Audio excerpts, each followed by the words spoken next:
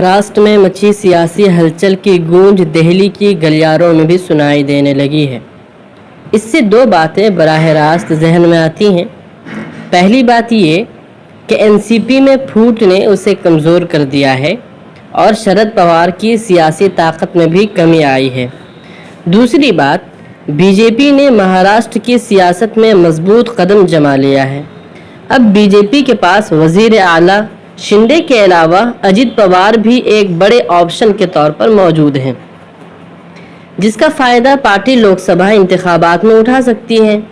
इन दो चीज़ों के अलावा तीसरी सबसे बड़ी बात जो हुई वो ये कि 2024 से चंद माह पहले ही बीजेपी ने तमाम पार्टियों के इत्तेहाद को बड़ा झटका दिया है। इसका नुकसान सिर्फ शरद पवार को ही नहीं होगा बल्कि अपोजिशन पार्टियों को भी होगा, जिसने पिछले कुछ दिनों में पटना में शानदार मीटिंग की थी। इसके अलावा अगले आम इंतखाबात में दोबारा वापसी का ख्वाब देखने वाली कांग्रेस को भी इससे नुकसान पहुंचा है। बीजेपी ने अजित पवार नाम के एक तीर से दो निशाने लगाए हैं। सबसे पहले महाराष्ट्र में सीएम एकनाथ शिंदे को कॉर्नर किया गया और अगली लोकसभा इंतखाबात के लिए नए इत्तेहादी पार्टनर की भी तलाश शुरू कर दी गई है। इसके साथ ही बीजेपी ने लड़ाई में मसरूफ अपोजिशन लीडरों के इत्तेहाद में खलल डाला है। इसकी वजह यह है कि शरद पवार विपक्षी महाजनता का अहम चेहरा हैं और अब उनकी अपनी पार्टी दो हिस्सों में बढ़ चुकी है। इस वक्त हुकूमत को 166 एमएलएस की हिमायत हासिल है। अगर शिंदे कैंप के 40 एमएलएस चले जाएं तो तादाद 126 हो जाएगी। अगर अजीत पवार कैंप के 30 एमएलएस को भी शामिल किया जाए तो हुकूमत को 156 एमएलएस की हिमायत हासिल होगी, जो अक्सरियत से 11 ज़्यादा होगी।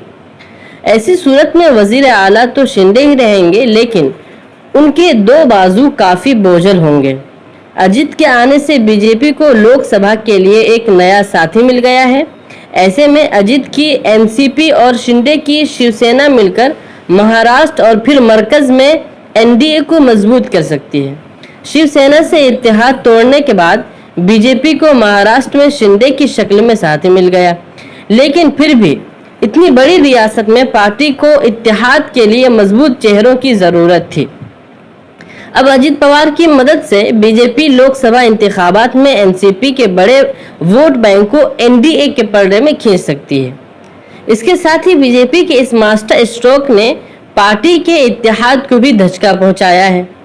लोकसभा इंतखाबात के पेश नज़र बनने वाले अपोजिशन के इत्तेहाद ने भी अजित पवार और बीजेपी को मुत्तहिद कर दिया है। शरद पवार अपोजिशन कैंप में एक बड़े चेहरे के तौर पर जाने जाते हैं, लेकिन अब उनकी हालत पहले जैसी नहीं है। शरद पवार की हालत ऐसी हो गई है कि वो पार्टी बचाएं या अपना वजूद बचाएं। अब इस बगावत की वजह से उनकी कायदाना सलाहियत और पार्टी को एक साथ रखने की कोशिशें नाकाम होती नजर आ रही हैं, क्योंकि उन्होंने कुछ दिन पहले प्रफुल्ल पटेल को उसका वर्किंग सदर मुकर्रर किया था।